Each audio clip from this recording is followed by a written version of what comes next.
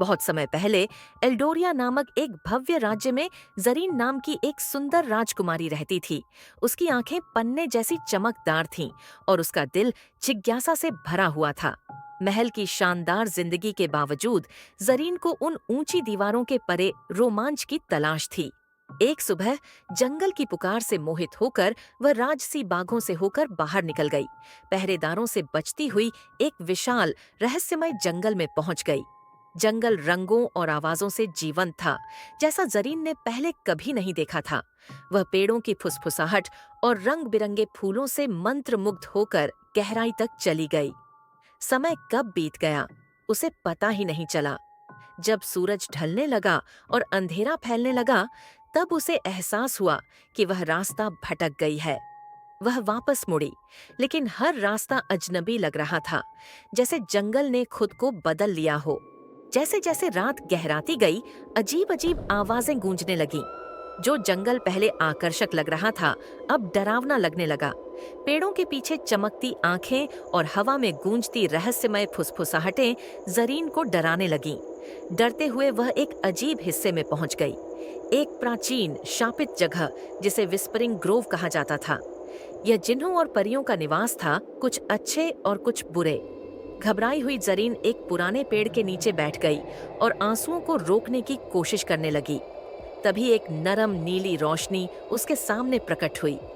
यह रोशनी और तेज होती गई और एक रहस्यमय आकृति प्रकट हुई। नीली चमकती आंखों वाला एक जिन्न, जिसका नाम राइफ था। उसकी उपस्थिति डरावनी होते हुए भी सुकून देने वाली थी। उसने नरम स्वर में पूछा, क्या तुम रास्ता भटक गई हो, राजकुमारी? डरी हुई जरीन ने चुपचाप सिर हिलाया। राइफ ने अपना हाथ आगे बढ़ाया। मैं तुम्हें घर वापस जाने में मदद कर सकता हूँ, लेकिन यह जंगल आसानी से किसी को जाने नहीं देता। जरीन के पास कोई और विकल्प नहीं था, इसलिए उसने जिन्न पर भरोसा किया। जैसे जैसे वे शापित जंगल के अंदर आगे बढ़े, राइफ ने जादुई प्राणियों से उसकी रक्षा की। छाया भेड़िए, शरारती परियां और प्राचीन आत्माएं।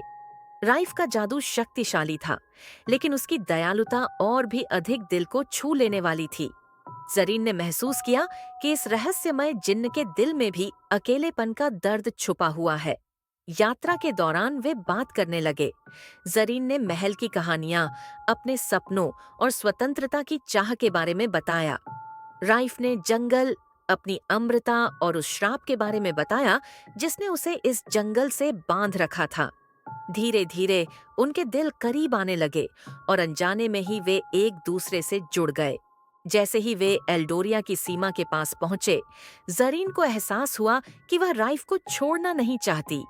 वह उससे प्यार कर बैठी थी। उसकी बुद्धिमत्ता, साहस और उसके जादुई चेहरे के पीछे छुपे कोमल दिल से। राइफ भी इस निषिद्ध प्रेम को महसूस करने लगा था, लेकिन वह जानता था कि उनके संसारों के नियम कभी भी एक राजकुमारी और एक जिन्न को एक साथ नहीं रहने देंगे। हमारे रास्ते कभी नहीं मिलने चाहिए थे, जरीन, उसने एक रात धीरे से कहा। उसकी नीली आंखों में उदासी झलक रही थी।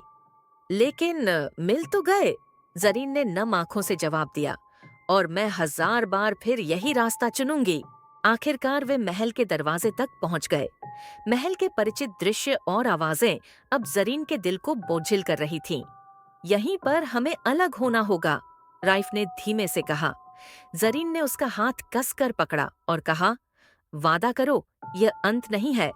राइफ झुककर अपना माथा उसके माथे से सटा लिया और फुसफुसाया, हमारे जैसा प्रेम कभी खत्म नहीं होता। ये सितारों, हवा और इस दुनिया की जादुई ताकतों का हिस्सा बन जाता है।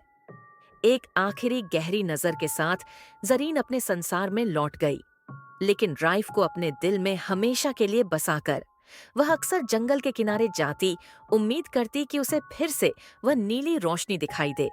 और कभी-कभी जब रात बहुत शांत होती, वह एक नरम हवा के झोंके में एक जानी पहचानी फुसफुसाहट सुनती, मैं हमेशा तुम्हारे साथ हूँ।